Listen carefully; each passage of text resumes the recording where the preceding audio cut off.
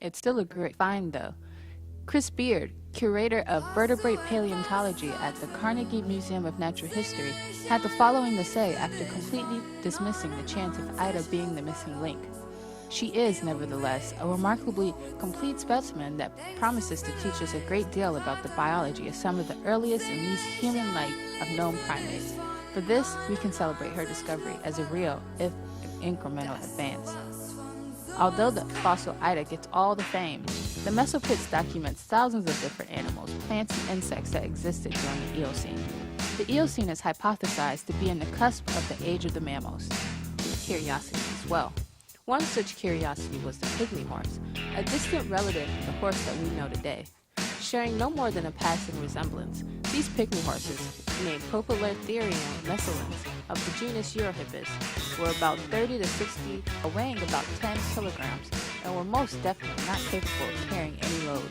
Looking much like an oversized rodent, this animal ate mostly leaves and fruits of deciduous trees.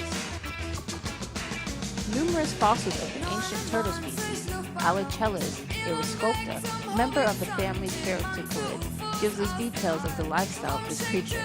In the Mesopit, many pairs of this pig-nosed turtles have died after sex.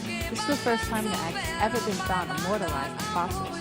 Scientists believe, as of now, that turtles would have begun copulating at the top part of the lake, distracted as turtles would sink down to the bottom into fatal, toxic water. This then assumes a lake influenced by volcanic activities. Geologists believe that volcanic Mar was a play at this site.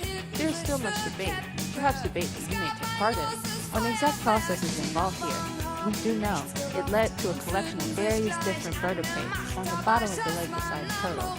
Oddly enough, aerial animals such as birds and bats account for a large chunk of these fossilized animals. The main theory as of now is that carbon dioxide and other poisonous gases were episodically released from the lake. This would effectively kill all directly responding life forms. Today, the Mesopit lies in a highly urbanized area near the Rhine. But among the businesses in the state, the pit will endure as a geological site instead of the dump that it nearly became. It is about 1,000 meters long and 700 meters wide, and the cast reaches a maximum depth of 60 meters.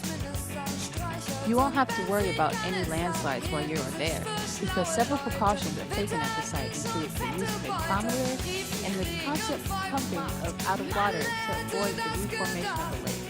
Besides those two safety features, there aren't many other man-made objects on site to avoid artificially manipulating the environment. UNESCO is now involved as well, meaning any big changes like that require their approval.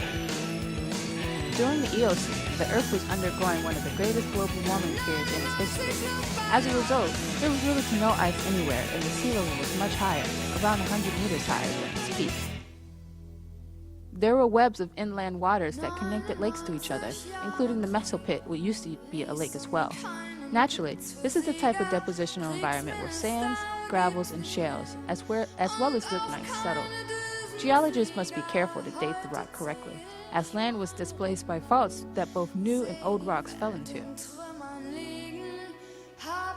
Until the lower Eocene, Europe and North America were still linked by a land bridge across the North Atlantic.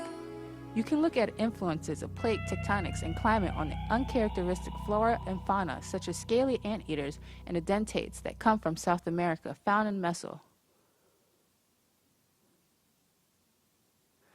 Although the Mesopits is an extraordinary place, its low-key reputation precedes it. Come join us today.